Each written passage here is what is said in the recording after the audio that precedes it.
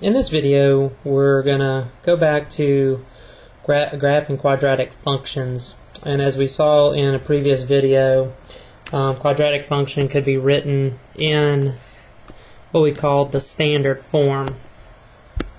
And it took a little bit of work to graph that quadratic function. Now, we're going to teach you a second way to graph a quadratic function when it's given to you in a completely different form. So the form that we're going to be looking at is called the vertex form. And what you'll recognize, hopefully, is that the vertex form has some very, very similar properties to absolute value function. If you remember, the absolute value function looked something like this. It was a and x minus h plus k. And so you can see that the vertex form of a quadratic function looks just like this, except instead of absolute value bar, we have parentheses, and then of course we have the squared term because it is a quadratic function.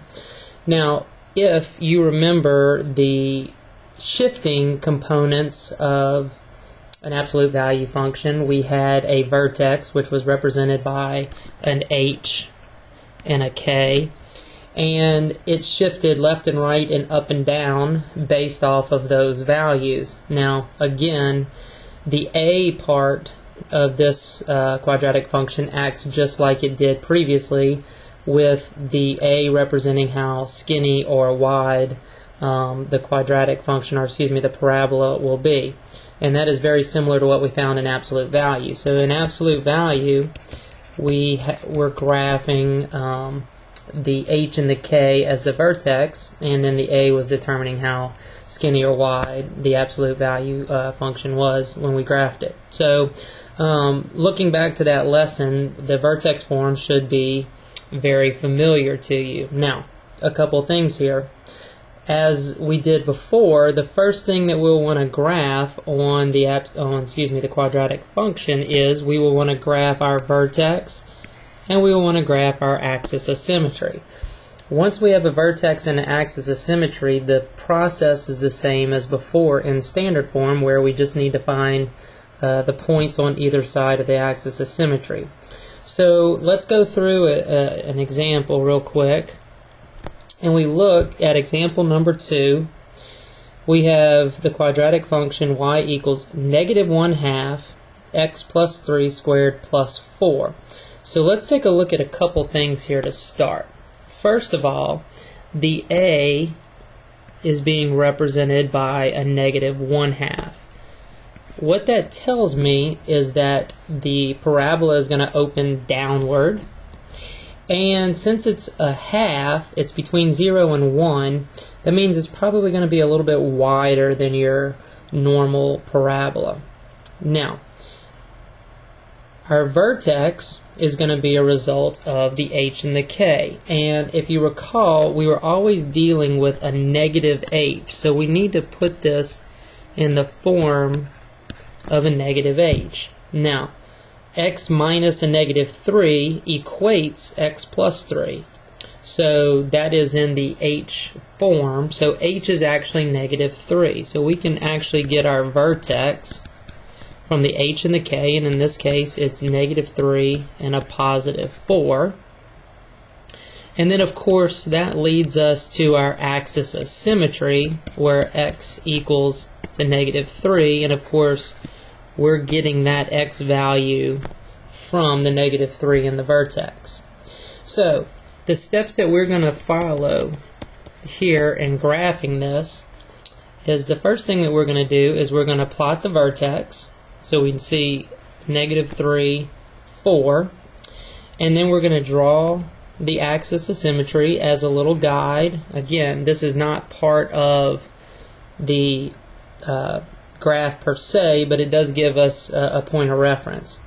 Now the idea is to plot a couple of points on the t-chart.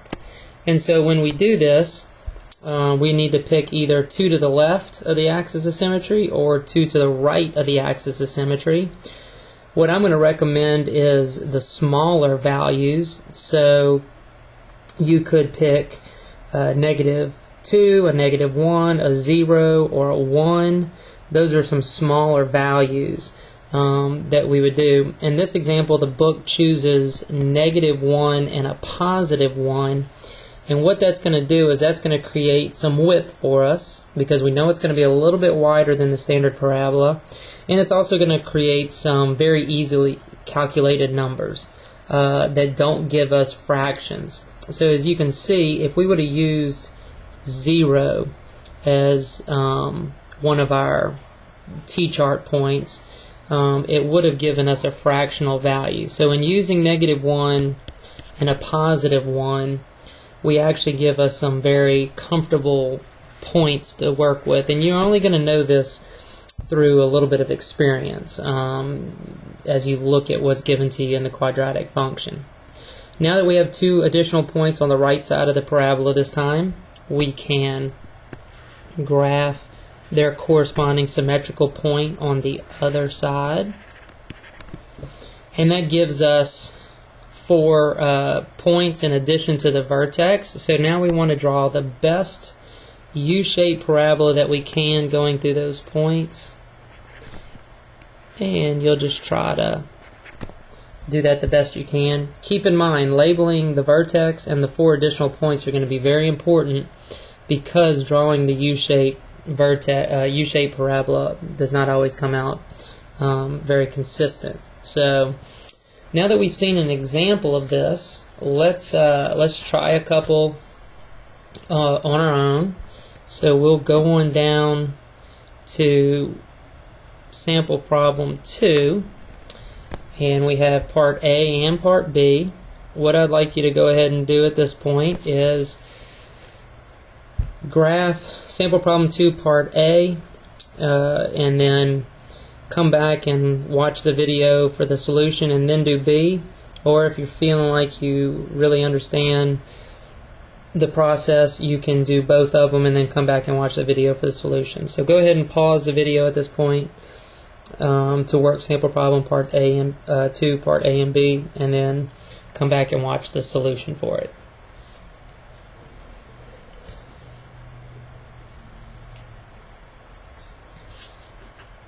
Okay, if we're looking at part A, the first thing I want to come up with is my vertex. And so my vertex is going to be a result of the H and the K represented values. In this case, that's a 1 and a -3. Remember, the H value is always opposite of the sign. And then, of course, our axis of symmetry is always whatever that X value was in the vertex. So I can plot those 2 parts, 1 and -3, and I can either do a little dotted line or I can highlight it as such to get my axis of symmetry. Remember, the axis of symmetry is always a vertical line. X equals a number. It represents a vertical line. And now we need to come up with a couple additional points. So I'm just going to set up a little T-chart here. Now I can see from the equation that I have an A value of 2. Now I should know just from looking at that A value that my parabola is going to open up because it is a positive value. I should also know that it's going to be a little bit skinnier or a little bit narrow compared to your standard parabola because it is a number greater than 1. So this is going to kind of give me some guidance as to what the parabola should look like when I finish. And looking at the equation or looking at the placement of the parabola, I can either pick 2 points to the left or 2 points to the right to do on my T-chart. I'm going to go with the 0 and the -1. Probably a little bit easier to calculate using those. So if I plug in 0 into the quadratic function and I go through my order of operations, I should get y equals to -1. And then if I do -1, my order of operations will give me a +5. So I'm going to plot the point 0, -1, and -1, +5. This is going to require me to plot the corresponding points of symmetry on the other side. So I have 1 unit away there and 2 units away here. And then lastly, we're going to try to create the best U-shape parabola that we can. And of course, it's when we freehand a parabola like this, it's not always going to come out to look as pretty as the graphing calculator or as consistent. But as long as we have our 5 points there and we have them labeled, then we can get full credit for this. So now moving on down to the next sample problem, we're going to take the same process. We're going to start off by identifying our vertex, which in this case it's the opposite of +1, which is -1, and then a +3. Our axis of symmetry is always x equals to whatever the x was in the vertex, and so I can now plot that -1, +3 with an axis of symmetry at -1. Now I need to t-chart a couple points. Again, I'm going to use the easier points. In this case, I think x would be easiest at 0 and a +1, and you would plug that into your quadratic function here. Now let's just take a quick sneak peek at our quadratic function. If you notice, the a value in this case, the a value is actually equal to a -1. That's an understood 1 there.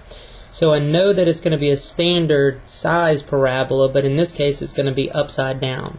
So I'm going to have a downward facing parabola. Whenever I plug in 0 for x, I get a 2, and of course you can do all this work on your calculator if you need to. And then when I plug in 1, I get a -1. So I have 0, 2, and 1, -1. I will then need to get this point of symmetry opposite those 2 points and graph the parabola as best we can from there. Now, it is a downward parabola, which is what we were suggesting with the a value being a -1, and it's a pretty standard shape. It's not any skinnier or wider than your standard quadratic function. So that is graphing a quadratic function in vertex form. Now what you'll probably notice is that that is a little bit easier and a few less steps than graphing a quadratic function in standard form. So this is when you see something in vertex form, it should be a little bit more straightforward for you. Now, as always, you can check your answers by using the graphing calculator effectively. So in this case, I'm going to go ahead and show you this on the graphing calculator. I've got negative, and then I'm going to use parentheses. I'm going to say x plus 1, close parentheses, squared, plus 3, and then I'm going to hit enter. And you can see that our quadratic function looks very close to what we did on our set of notes. Obviously, it's smoother and a lot prettier on the graphing calculator, but that's okay. As long as we plot our points on this particular graph, you can get full credit for it. Okay, so that wraps up graphing quadratic functions in vertex form, and we'll look at other forms in later videos.